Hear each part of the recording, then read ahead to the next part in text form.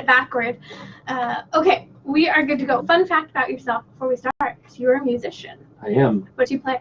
I play piano and guitar poorly, and then I'm a singer. I have an undergrad degree in vocal performance, which is opera, basically. Oh, how cool. Opera, Yeah. so you're classically trained then? Yes, many Wow, years. so do you perform very often? I sing mostly for church events now, and then occasionally gigs, as we call them in the business. So occasional music gigs here and there around Los Angeles. Now, I know that you're on Instagram, but it's a private page. Is there anywhere where people can find maybe a YouTube video or two of you singing? There's a couple. You know, it's a private Instagram page because of certain issues with being an associate marriage and family therapist. But if you're not a client of mine, you can follow me at Michael Gasparro on Instagram if you want. I post uplifting music videos, little songs to share with people. But there are a couple YouTube videos as well of me singing. Awesome. Okay, Michael's going to send me those YouTube videos so we can post them on social media.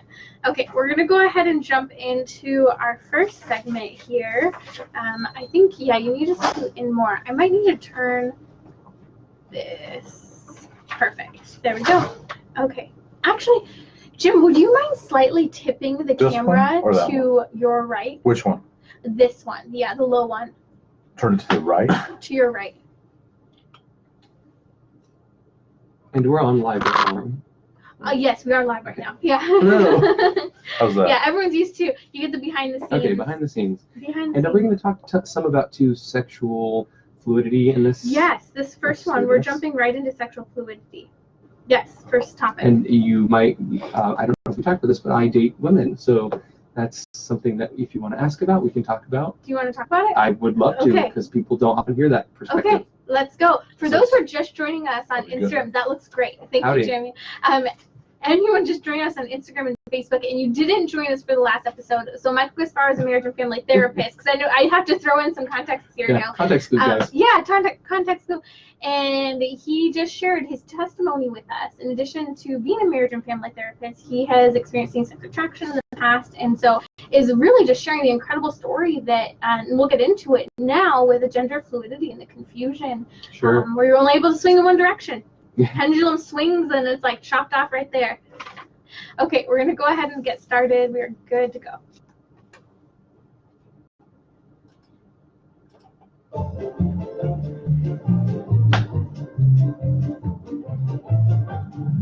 You're listening to Trending with Timmerie, offering an eternal perspective on today's hottest topics. National speaker Timmerie Millington has been a passionate advocate for life as long as she can remember, helping Gen X through Z answer the call to true feminism and authentic manhood. Timmerie holds a master's degree in biblical theology, and she covers this week's hottest.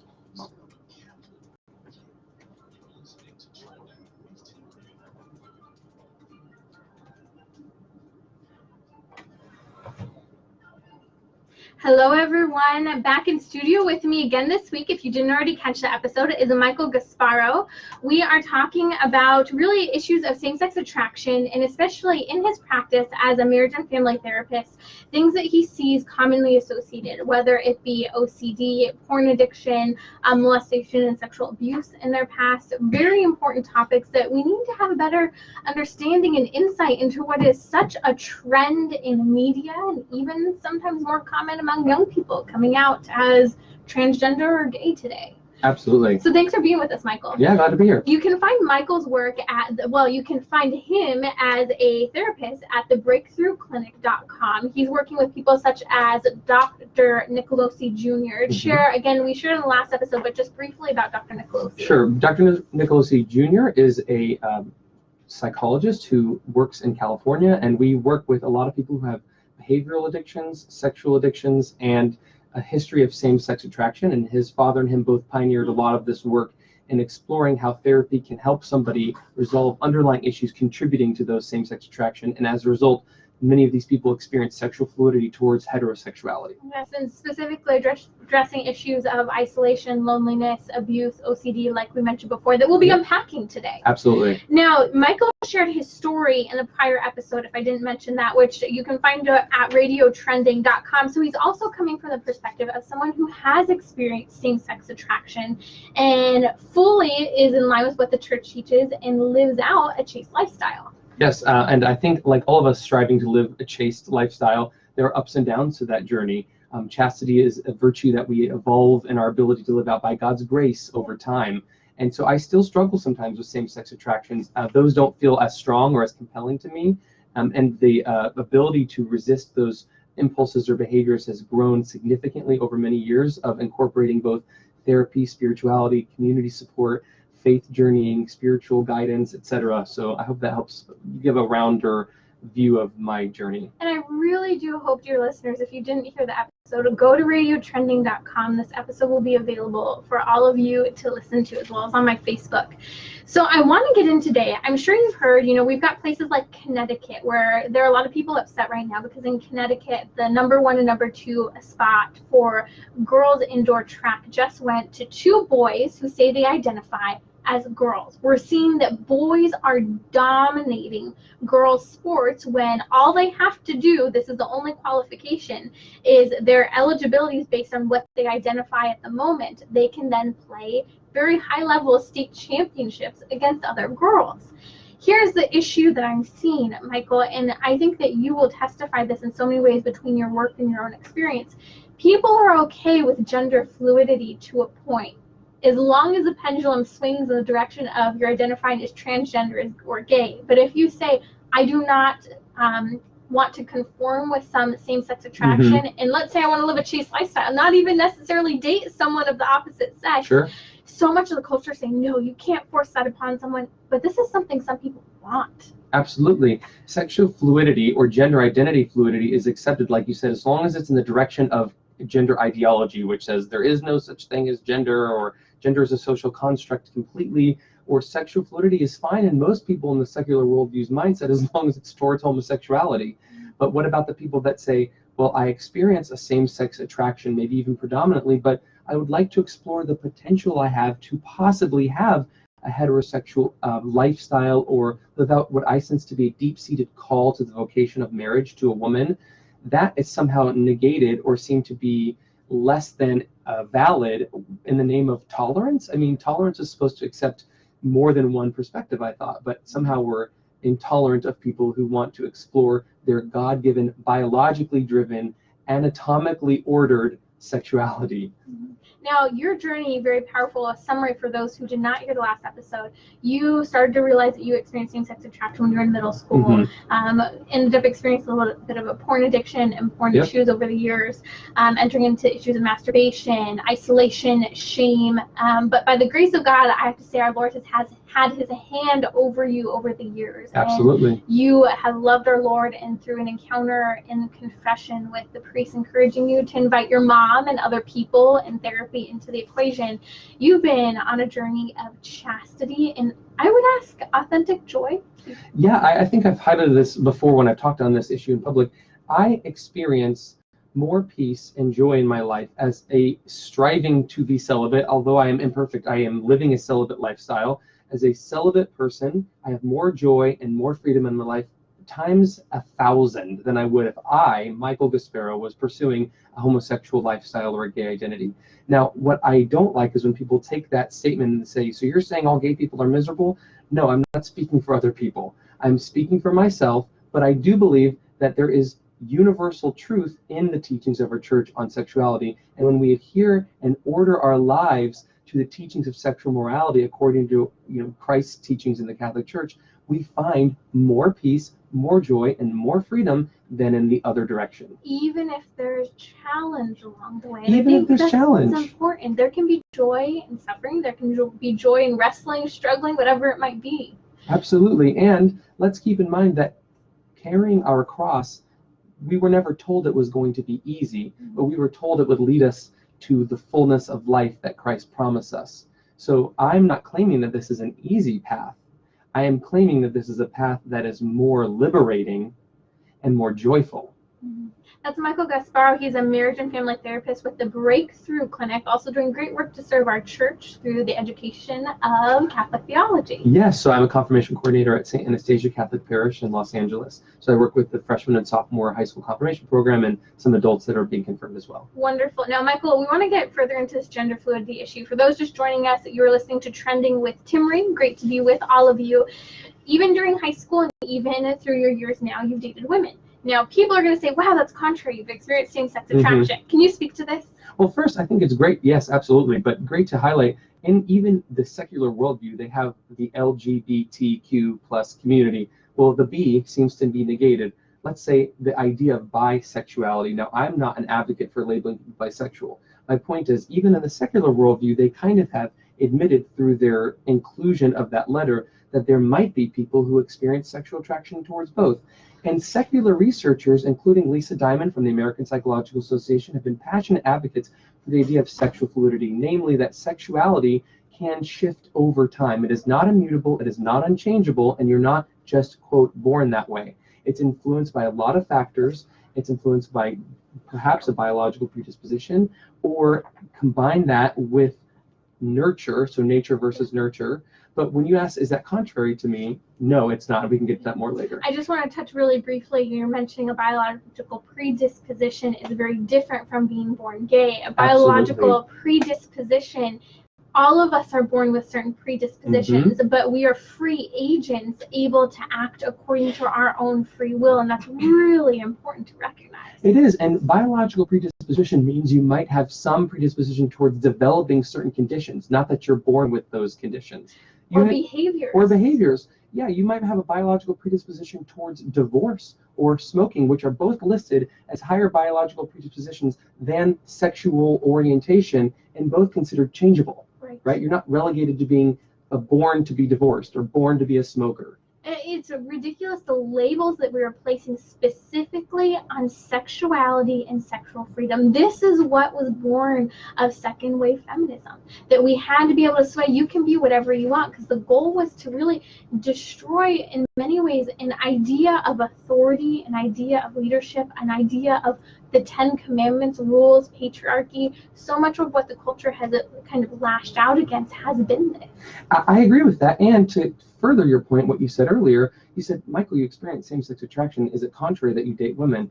Well, no. Am I not allowed to pursue possible relationships in line with my biological reality? I am a male. I have an XY chromosome and a male body that was designed for complementarity with a female body. So if I choose to seek a way, to find a way, if it's possible for me to, within harmony with within myself, pursue, according to my conscience, a vocation to married life with a woman who, in full awareness of my own journey, agrees to go on that path with me, is that not my God-given right?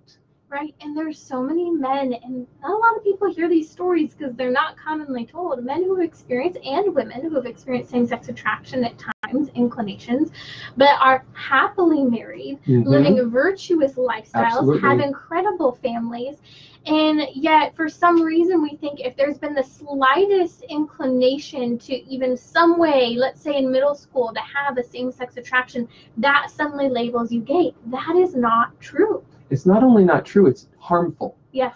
It's harmful.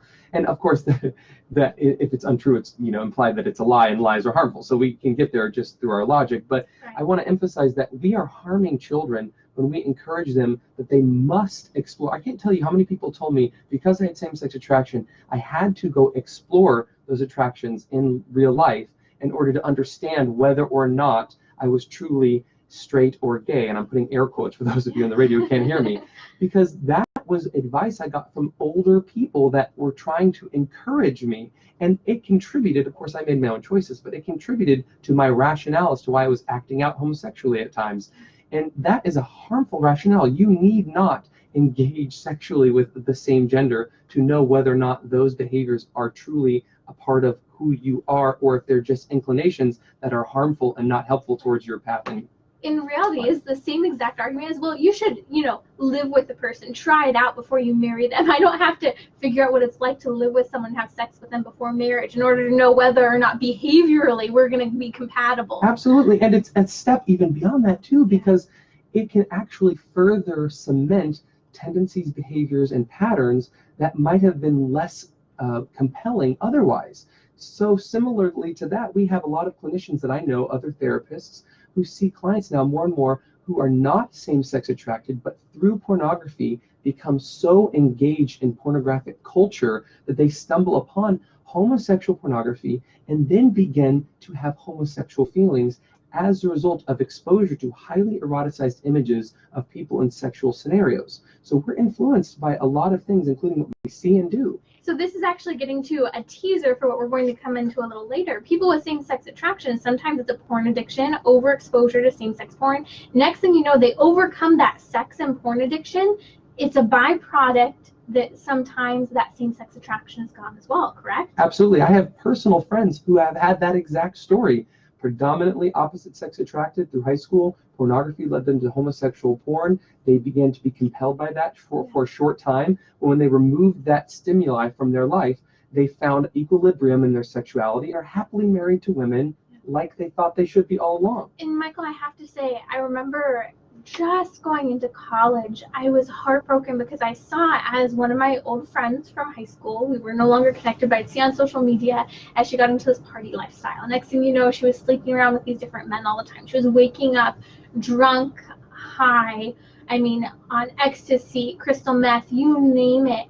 And this girl years later ends up saying that she is same-sex attracted. Is there any surprise after all of these addictions and truly violations to her body that she is confused about her own sexuality? Not surprising to me, and not surprising to many secular researchers, but there has been a clear attempt by much of the psychological community to distort understandings of behavioral sciences to further a political agenda, which is namely a good idea to stop discriminating against people in the LGBT community, but doing so through the proliferation of lies about the nature of sexual orientation development is not a good way to do that. And that's what's so frustrating, especially us living in Southern California, in the state of California. We're seeing pressure on our legislator, especially even within the school systems. I know San Diego, there's been a lot of controversy because all the teachers are really being pressured that if a child as young as 5 years old says they have some form of same-sex attraction, you don't tell the parent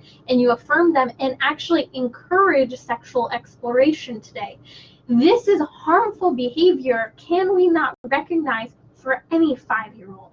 I completely agree with you, but I also think it's important that the parents know that they not only have the right to speak with their child about this, but they can push back against this type of draconian legislation. This is truly concerning, and we're seeing the legislation from Bishop Barrett has spoken out recently against legislation that could impact priests in the seal of confession. Right. The list goes on. So when we as Catholics see legislation that is dividing us, that is attacking our right to sexual morality being taught in our schools, we should stand up and not be silent. The evangelical community has done a better job of this over the years, and I want to encourage Catholic listeners to not feel like they need to be complacent, but they are empowered to speak out publicly, to challenge these laws, and to affirm that they have in their hands, in their grasp, a beautiful, life-affirming teaching about sexuality that will further the development of these young children, not add to their distress. I love that. That's Michael Gasparro. He's a marriage and family therapist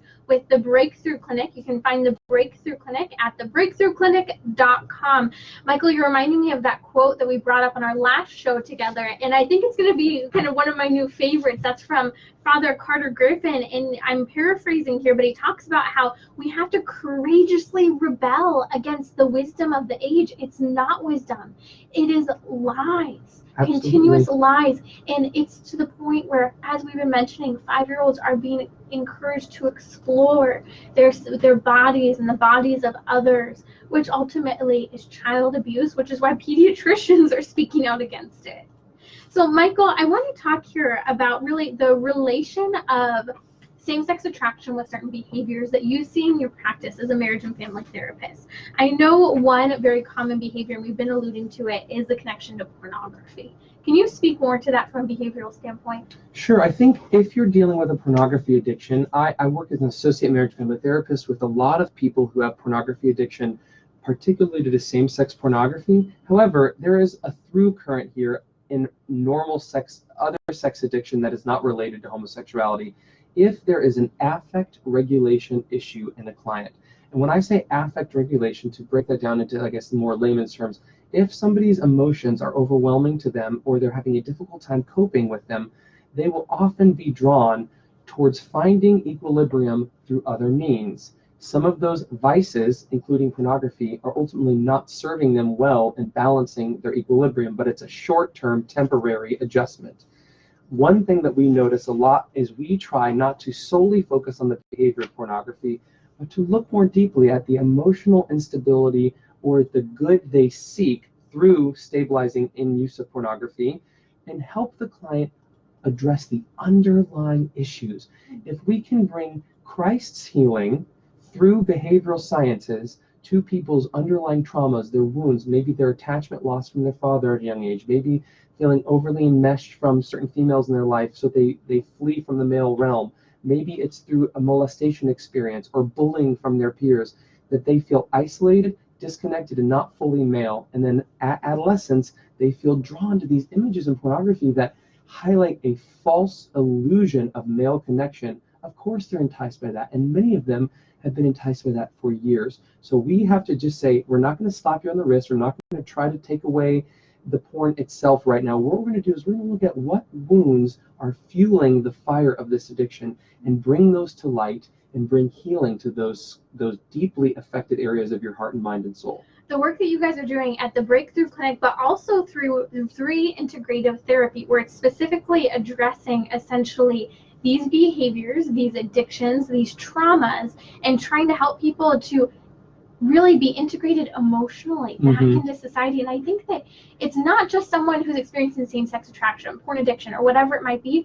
We are living in a time where literally young people today disconnect from their cell phone for a number of days, don't have contact with it, and are physically and emotionally overwhelmed by the emotions that they are experiencing because they're not allowed to experience them, because we're all walking around with our phones addicted to them. I mean, kids who have never experienced boredom, or they didn't realize that's what they're experiencing. So I'm looking at your website, the Breakthrough Clinic, right now, and you have a series of assessments, and I think this is directly related.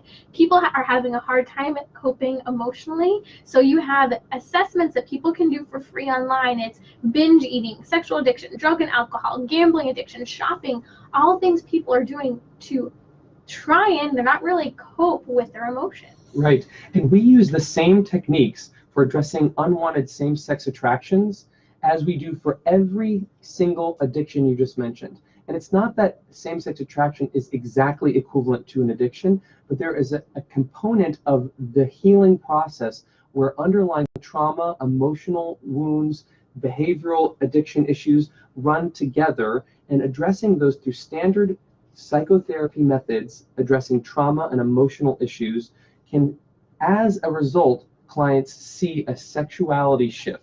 So many of our clients, not only are they more able to live in line with their church teachings about homosexuality, but they're able to see a level of the enticement of that same-sex attraction diminish completely. For some of them, the same-sex attractions completely go away. And for many of them, as they also do that similar work, their opposite sex attraction or their openness to heterosexuality increases significantly. But that is as a result of other work to address underlying emotional issues, not as a way of us slapping anyone's wrists or trying to directly change their sexual orientation. But we can't even limit the work you guys are doing, because it's not just in terms of same-sex attraction or heterosexual attraction. It's also suddenly ability to bond with other people, suddenly ability to bond and have a relationship with your parents. This is part of the power that I have to speak to in the therapy today, especially Catholic worldview therapy. Relationships.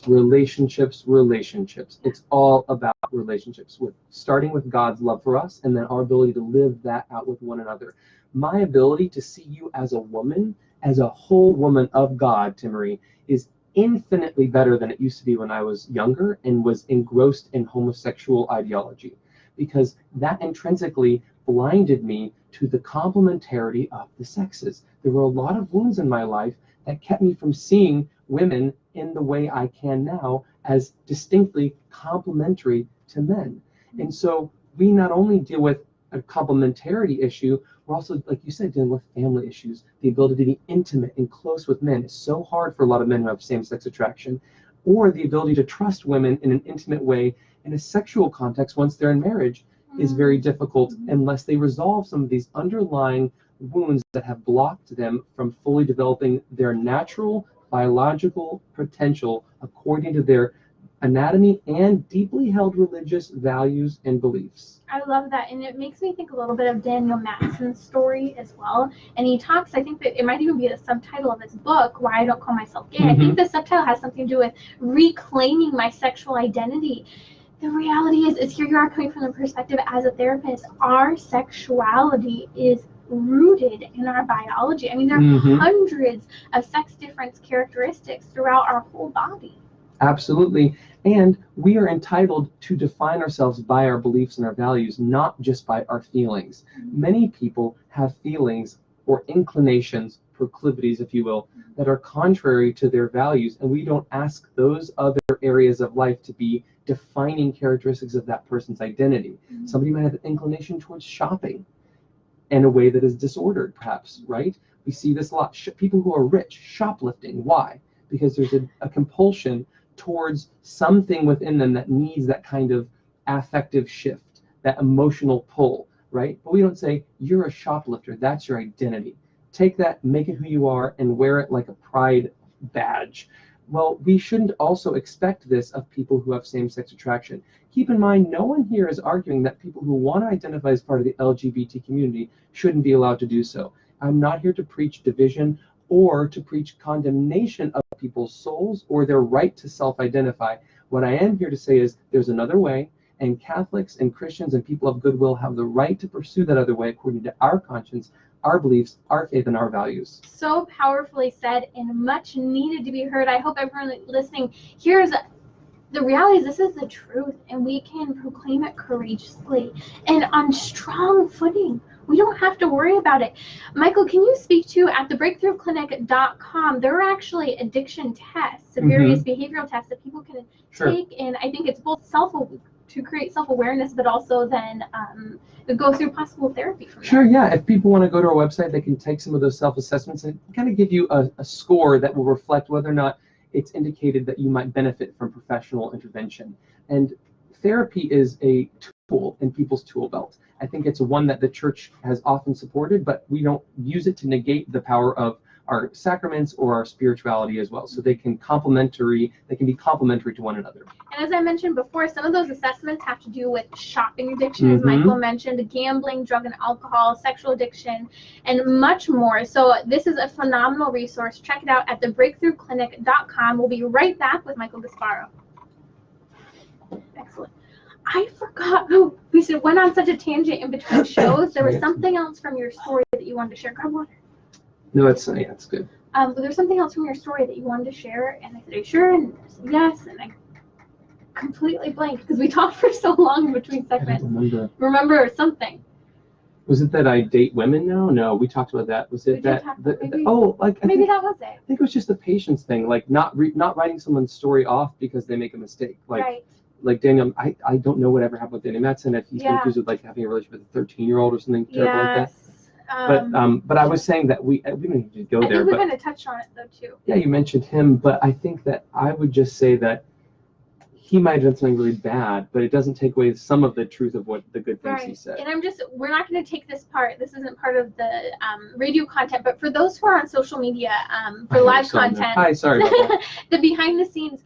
So Daniel Madsen, who I've had and interviewed on the show, it's just come to my attention over the last 2 weeks that his book, Why I Don't Call Myself Gay, his striving lifestyle for a chaste lifestyle, and he has made a wonderful contribution to help us understand and also see as a model sinful lifestyle of same-sex attraction to chastity. But it came out at the beginning of the year, to my knowledge, that there has been an accusation made about now a young man, but who when he was a young teenager, I think about 13 or 15, had basically been engaging via text message in some very graphic sexual interactions. And it's heartbreaking because some people, I think, are completely discrediting Daniel's story because of this awful, unacceptable experience, but they're looking at it as completely not accessible at times. But the reality is as Michael is saying, Daniel's story should be something that we can still learn from, and also recognize that might have been something that he engaged in very sinfully in the past, but is not where he is today. Yeah, and further, I don't know the truthfulness of these accusations, so I want to be careful not to speak to them in a way that I'm not apt. I don't know the story very well, so I want to be careful not to proliferate to assume that an unsupported accusation, or if it is supported, then it's okay to talk about perhaps, but I just want to be very careful because I don't know him personally or that situation very well. Right, but I think that a number of people I know also know Daniel, and we all say this is a man who's striving to live chastity in the church and fully lays the cards on the table, not giving you all details, but honestly being very vulnerable and sharing a lot, that he lived a really simple lifestyle before. And so could this have happened? Possibly. Did it? I do not know. And I don't know that we will know, but I do ask people to pray for Daniel Madsen because he truly is fighting to live a chaste lifestyle. And fighting to share a possibility for other people to follow that path as well. Yes, absolutely. So I actually am looking at it, and we actually were planning on talking about him in this next segment as I'm looking at my notes. So it's okay. We're going to go 12 minutes. If we have anything about it, but okay. That was some extra content for everyone else on the side. Okay. Oh, I was bringing him up for a different reason. Okay, let's start.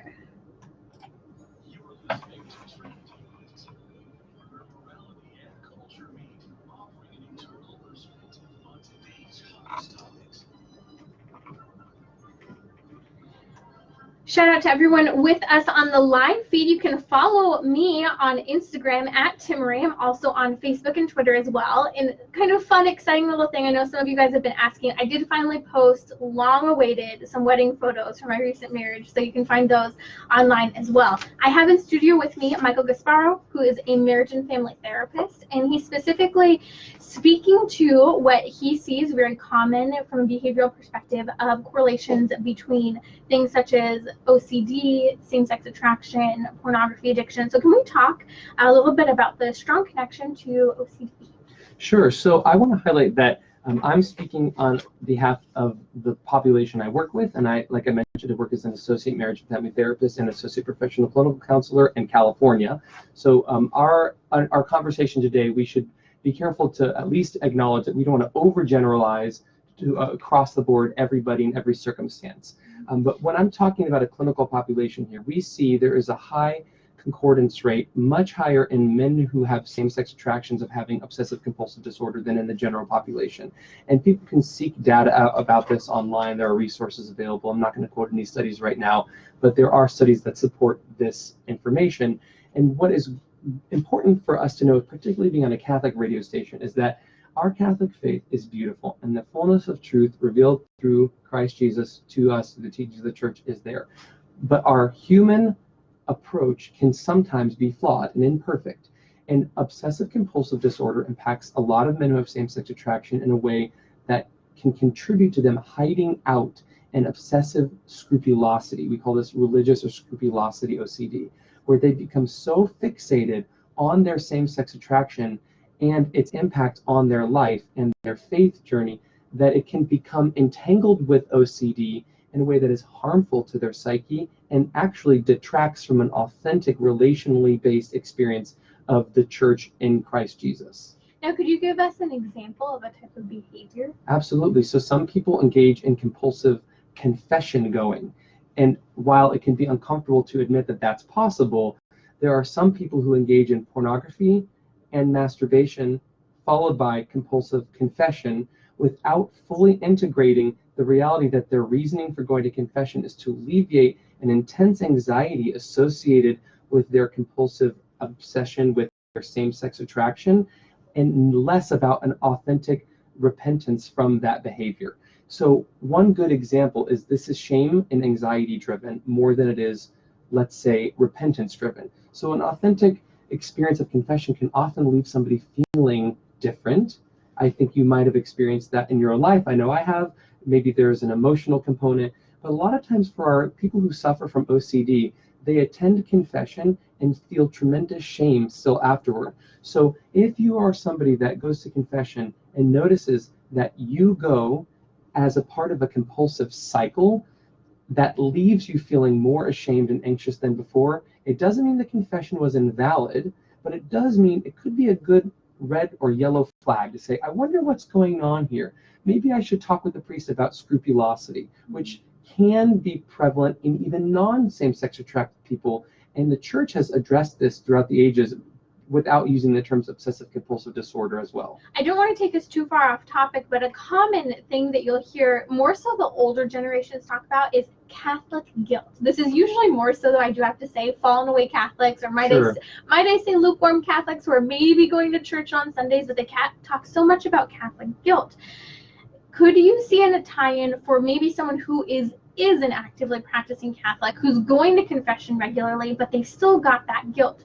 Could that be something connected to an OCD where maybe there's a lack of that repentance taking place? See the connection? Yes, so there are two areas of obsessive compulsive disorder that tend to be really common in our practice with men who deal with same-sex attraction. One is called religious, moral, or scrupulosity OCD, and the other is homosexual OCD, where some people actually fixate or obsess about the nature of their sexual orientation or their ability to leave that orientation behind and perhaps become heterosexual. So these two things can kind of interweave with one another, and it's good for me to add this caveat. If you're listening to this and think you're curious to learn more about obsessive compulsive disorder in general, there are great online resources. One is the Obsessive Compulsive Center of Los Angeles, which has a great website with a lot of information about OCD. So I want to add that as a resource for people who are listening. But if you want to talk about the guilt component flowing together, when we leave the sacrament of confession, that is a time to feel gratitude for the gift of God's mercy and grace in our lives. And if that guilt is following us out of the confessional, to me, that's a great little indicator that maybe some part of what we're doing might not be obsessive compulsive disorder, but might be scrupulosity rearing its head a bit. That's a really good distinction, really making clear if you're still feeling shame, guilt, rather than gratitude for the graces of God's sacrament. God's sacrament alone is not working there, but there's more mentally going on that needs to be worked through. And I think that's a really key distinction that will be helpful. Great, and I hope that it is also clear that I'm not a priest, right, and nor am I a moral theologian. I'm just pointing to certain symptoms that we see in our clients that indicate it's a good to do an assessment about obsessive tendencies, which might lead ultimately to a disorder or what we call an obsessive compulsive diagnosis. Right, and I think that clinical perspective, sometimes people like to separate science and faith, but the reality is the two go hand in hand. And if there are certain feelings of guilt taking place still after the confession, part of that can be your conscience and needing to make retribution with society or maybe certain people, but that shouldn't necessarily so much be guilt, but a call more so to action of how do I solve this damage I may have done by some sinful behavior. Sure, and maybe you highlighted a great perspective there, that an authentic repentance moving towards action is quite different perhaps than a shame-based cycle of guilt that's further driving somebody back towards their sinful tendencies and not towards more freedom or reparation in the community. That's Michael Gasparro. He's a marriage and family therapist with the Breakthrough Clinic, doing excellent work helping people come out of addiction, trauma in their past, and also working with people who experience same-sex attraction to find joy, peace, and no longer the loneliness, isolation, and difficulty bonding that is very common. Absolutely. So I want to talk also from the perspective of, unfortunately, so many people who are same-sex attracted. Even Camille Paglia, who is a self-proclaimed feminist lesbian, says herself that one thing we're not allowed to talk about as a population is the reality of the issue of specifically difficulty bonding with a parent or sexual abuse in the lifestyle background of a person with same-sex attraction. Can you talk about this connection to molestation? Absolutely. So I speak on behalf of the clients I work with, and I work mostly with male clients. So I think the guest or the speaker or friend you mentioned might have a great perspective on female same-sex attraction as well. Right. She's specifically talking primarily about men, but she herself, as a self-proclaimed lesbian, is speaking to the whole population. Absolutely. So I'll give a great example. There are many clients we work with at our clinic who had a same-sex molestation experience as a young child, maybe at 5 years old. Somebody that was older than them, an adult at that time, touched them or molested them in a way that was obviously not only illegal, unethical, and immoral altogether. And we can all get behind that statement, right? But then going forward from that, that person began enacting that same behavior with peers first, so other boys, that exact same behavior then in teenage years and into adulthood, but also felt attracted to women. And that person then, because they were a Christian, knew that those behaviors and tendencies to exploring with men, that molestation reenactment, still wanted to be married, but that in their life became a recurring theme of seeking pornography that emulated and replicated that molestation experience when they were vulnerable to other psychological issues, such as loneliness, isolation, emotional dysregulation, or intimacy issues with their spouse. So what we do at our clinic with that client in particular is resolve the wound of molestation and its associated reenactments throughout their life. And as a result, the sexual draw towards that behavior diminishes. This is what's scary, is we were talking about this earlier. In the state of California, we're seeing, in other states as well, but we're seeing this encouragement that if you identify as same-sex attracted, you should start exploring sexually at a very young age. Well, what if that child was molested and now you're encouraging same-sex interaction when already psychologically, like Michael is saying here, a child who's been molested is going to try to work out and figure out what happened to me, and they're going to start experimenting, not so much experimenting, but trying to work out what happened. You're contributing to that abuse. And you then declared that that child is defined by the things that came up for them as a result of an abuse experience. Right. That is further victimizing this child. Let's keep in mind, too, that a lot of people in the LGBT community who advocate for laws restricting people exploring same-sex attraction shifting in therapy say they make exceptions for people who are victims of abuse. But it's not that clear-cut, because even the adult man who I mentioned as a client of mine in a vague way to highlight his experience did not fully identify that experience from childhood as abuse when he came to therapy.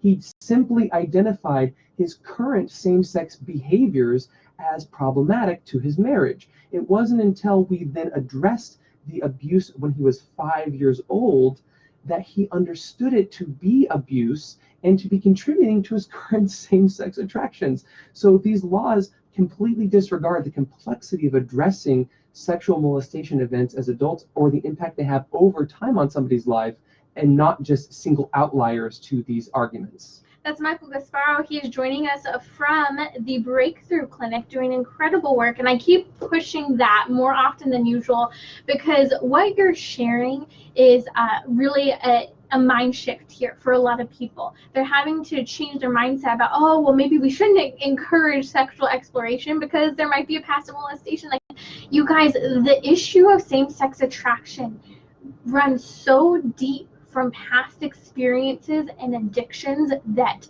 feed it. We have to get into the nitty-gritty here. We have to get into the nitty-gritty and also acknowledge that not all the paths into same-sex attraction are exactly the same. So not everyone has been a victim of molestation, but there are many people at our clinic who come in with a very similar story that led them to where they are and the experience they had. I want to talk about some affirmative things for helping in such circumstances. It can be so traumatizing for many people and confusing when you or maybe someone you know is experiencing same-sex attraction. We'll be right back with Michael Gasparro. I never remembered to ask you. I am saying your last name correct. Either one is fine. Gasparro, it's like potato, potato. Okay. I usually ask before. I usually say Gasparro because I'm used to that, but my sister said the other way, and everyone. Okay. I'm usually better about remembering that. You did it perfect. And I keep saying associate because I keep forgetting to tell you too that is my official title. Yes. And I'm required to legally make sure that is right. clear, that that's the distinction, associate. Because you're still working toward your I'm licensing. pre-licensed. Yeah, is what because you're it's called. doing your hours. Mhm, I was yeah. pretty sure, but I wasn't sure if I had to specifically. I don't think, as long as we're saying that. it in the interview over the course throughout, Yeah. but it's important that I'm clear about that because Yeah. I want to be above reproach in that regard when I'm Right. speaking out on this issue in particular. Yes, I'm not calling you an LMFT. Correct. You I did do- a great I job do with know, that. yeah. Thank you. Yes. I did elevate you to doctor at one point, though. You know what's funny? Why not? I had you in my contact as Dr. Michael Gasparro. It's a premonition. It's a premonition. kidding. It's coming one day. Or maybe you're like, no, don't Yeah, think please. about I don't it want to go back to yet. school. You don't want to? Not right now. Not right now. I wanted to come in on, what do you think about talking about, just briefly, father relationships? Love it. Okay, so father relationships and tying that into healthy masculinity and male friendships. Love it. And we can also highlight that through that process, what is exotic becomes erotic to a lot of these young men. Yes, thank you, because you were talking about something earlier and I took a note about eroticism. Yes, exotic and erotic. And okay, we have one more segment to everyone who's on the live feed. Howdy. With us. I will take a moment to answer a question or two. If there's a question, I don't think we have a ton of time. So if you have a question before we end the show, I'll take a peek at our feed. So we are ready to go into, hold on, it's our last segment, so I need to run the timer just a tad. This one's 11 minutes, 45 seconds. Hit that.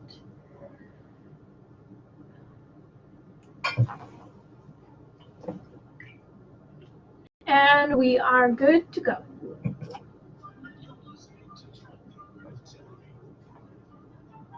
I'm back with Michael Gasparro. If you did not hear this full episode, I just want to remind all of you, Michael shares so much more of his insights and testimony on my prior episode, which you can find at radiotrending.com, along with links to all of his work, biography, and where maybe if you're in the Southern California area, you can get connected to him as a therapist, or the network that really runs across the nation doing Skype and phone therapy as well, correct? Sure, we provide therapy to people in the state of California.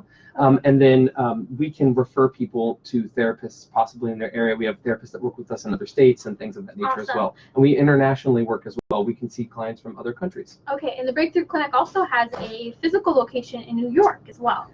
I'm not sure if that is still open right now, but I do know for sure that we have one in Encino and one in Thousand Oaks. Fabulous. So Michael Gasparro, as I might have mentioned as we came into the segment, is a marriage and family therapist, associate marriage and family therapist, doing fantastic work, specifically working with trauma, abuse, same-sex attraction. We're going to talk now specifically from the perspective of so many people who experience same-sex attraction often have struggles with their parents, specifically men with their fathers. Can you speak to this? I can, and I want to highlight before I jump into that this is not about blaming, it's about naming. Yeah. So we try to name things that aren't working well for our clients, help them to name them without blaming anybody. Because as we know, we're all called to have compassion and forgiveness for people that, for whatever reason, maybe fell short in their duty to us in our lives. So a lot of our clients, most that come to our clinic with same-sex attraction, feel a distance or an estrangement from their father, especially during early formative years of their life. And they often also feel sometimes enmeshed or overly emotionally connected to their mothers. Now, this is not a one-size-fits-all thing, but this is a pattern we see. Either the father was hostile or distant. So we have two different sort of models of fathers that we see. Some that maybe were just unable to provide the type of stable emotional attachment that that child needed at a young age, or a critical, harsh father. And again, this is about naming tendencies, not blaming mom or dad. Every family is imperfect. No family is, the holy family like Jesus, Mary, and Joseph. So we're just identifying trends, and we want to encourage these young men who come to our clinic, or adult men, to ask themselves questions. What is working about my relationship with my father, and what isn't? And we can encourage healing in that way too. But if we ignore the problem, if we deny what's actually happening, we're not moving towards healing. There's a book, and the title you and I talked about might be very controversial, but really the book is helping to address that there are same-sex tendencies that can develop early on, and how you parent can impact whether you feed into them or don't feed into them. And really kind of giving children affirmation, having good male, female relationships as a mother and father with your children. And the book is by your mentor's father, Dr. Nicolosi, and the book is phenomenal. I'm reading it right now, and I'm about halfway through, and it's a parent's guide to preventing homosexuality. And what it is really helping to make sure that there's adequate bonding taking place, adequate behaviors for age, but bonding in relationships, the ability to have a relationship with a friend of the same sex, with a parent, is so important, and that's what this book really gets into. Yeah, and for young boys in particular, by around age 2 or 3, there's an additional developmental task at play. They've got to detach from the primary attachment figure, mom, and become fully attached to the same-sex parent, the father. And this attachment shift, this gender identity phase of development, is very important for young boys, and some young boys have a harder time than others. Maybe they have a predisposition towards certain sensitivities like shame or attachment loss. And maybe dad doesn't treat all of the boys the same, or maybe older brother is bullying and critical and harsh, which makes it harder for the younger brother to connect with dad. There's so many factors that play. Maybe mom's isolating. That's a key thing that the book also talks about. And I think that this is very common in an era where we are consumer parents. We have children for the sake of wanting them on our own timing. Our children's upbringing can be so much about what we want, what we do with them, how we feel. And so sometimes the mother can contribute to same-sex attraction by isolating the little boy from other men. This is my special little boy. He'll be the boy that other boys couldn't be to me, or the boy that my husband isn't providing emotionally for me right now, so I can get some of that emotional attachment from this special son of mine. And so many of our men come to us telling us they have this special relationship with mom. Meanwhile, this completely distant, hostile, or non-existent relationship with dad. So we address that. We don't say, oh, you've got to be enemies with mom and best friends with dad. We just say, where is wounding and imbalance in this family dynamic at play, and where can we invite healing and restore balance to it without blaming either parent, but with simply addressing actual systemic relational challenges. And I love this book because it actually is talking about how often the father has no idea this is happening. Often the father might be a really good man, but there's been a difficulty in bonding. And the reality is I think it's very easy if a boy's not getting enough attention once they hit, the middle school, high school years. If they're not getting what they want from the dad, they're going to be mad and reject the father, and the father rejects the son, and it turns into this spiral of issues. Yes, a cycle that just almost grows momentum over time. Right. Can we also talk, especially for boys, this eroticism that can take place where people suddenly think, oh, I'm same-sex attracted, but partially puberty sinking in, all these hormones are kicking in. Absolutely. I mean, we just highlighted that for a lot of these men, again, we're not speaking for every man, but a lot of these men that come to our clinic, and many that I know outside of our clinic, by the way, have this experience of feeling the realm of men was something so exotic to them and distant, and something they didn't fully have tangible ownership of, because masculinity is learned and it's developed over time. So when they hit that crucial time of puberty, influx of hormones, testosterone surging, and they feel so distant from the realm of the world of men, it's exotic to them, and what is exotic, we say, becomes erotic. Eroticism is a very, very quick way to bridge the gap between themselves and the realm of masculinity, but unfortunately it's an illusion, because you can never take masculinity from somebody else through sexualizing them. You have to find it within yourself and claim it as your own through your own developmental needs being met, not through eroticizing other men. And part of this we also see in poor chastity education for teenagers. All these hormones are kicking in, and suddenly the sexual awareness, sexual self-expression is coming up, and parents go, okay, just don't have sex. There's no explanation. It's that exotic thing that's off limits that makes it more interesting when it becomes so off limits and there's no acknowledgement of sexual attraction, sexual struggle, the appropriateness of what we indulge in our minds. This can be contributed to by how parents approach sex at home. And I think too often people focus just on the teachings of the church as being restrictive and not on the larger systemic issue of what conversations are parents having with their children, and what is the relationship like with their child, and are they modeling patience with the child trying to over time integrate their sexuality into their faith, or are they just disengaging and ignoring the issue altogether and encouraging their child just to repress their sexual urges and not think about them? We have just a few minutes. I want to talk about two things. That is the importance of friendships with people of the same sex, but also really go a little deeper into how important it is that boys separate somewhat from the mother and spend more time in the male realm with the father as a mentor. Absolutely. I think what is important to acknowledge here is no one is saying that a son can't be close with his mother.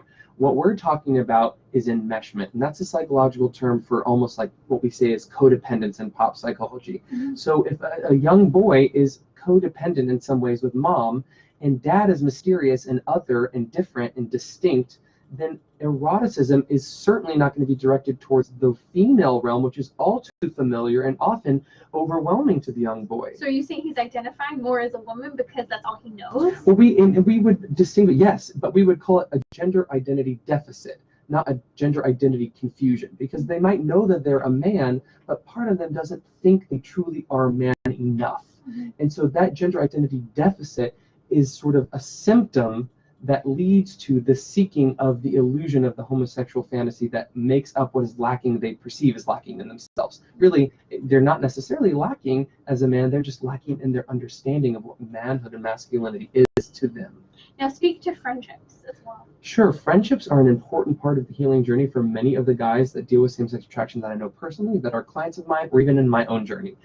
Friendship is so important because it models acceptance, love, and masculine connection. Iron sharpens iron. We hear this both in the Bible as well as popular culture. So if we can have males who are modeling safety and attachment in a way that can bind or heal, be a balm to the wounds of our youth, whatever those wounds were, this can be a part, an aspect of the pathway out of homosexuality, even if it's just towards celibacy or towards exploring heterosexual potential in the long run.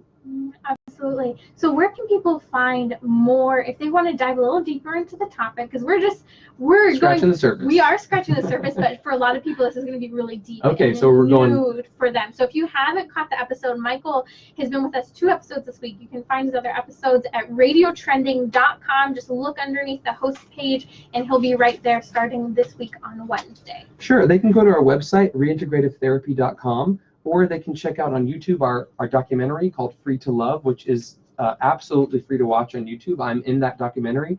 That's specifically addressing the behavioral sciences aspect of sexual orientation development and therapy to address these issues in accordance with people's values. But of course, the church also has fantastic ministries available to people. You have had people on here from the Courage Apostolate, which is an official apostolate of the church that helps men and women with same-sex attraction live according to their faith and try to strive to be chaste. Absolutely. Thank you so much for sharing these resources. It is so helpful for people who are struggling to handle this issue that, you guys, it's like a flood, and we're hearing it more and more in the news. We're seeing this more commonly, kind of an overexposure in media, and we have to be really careful because this overexposure really is influencing the way we think and the way young minds are being formed as well. And there is hope, there is healing, and there's freedom in Christ.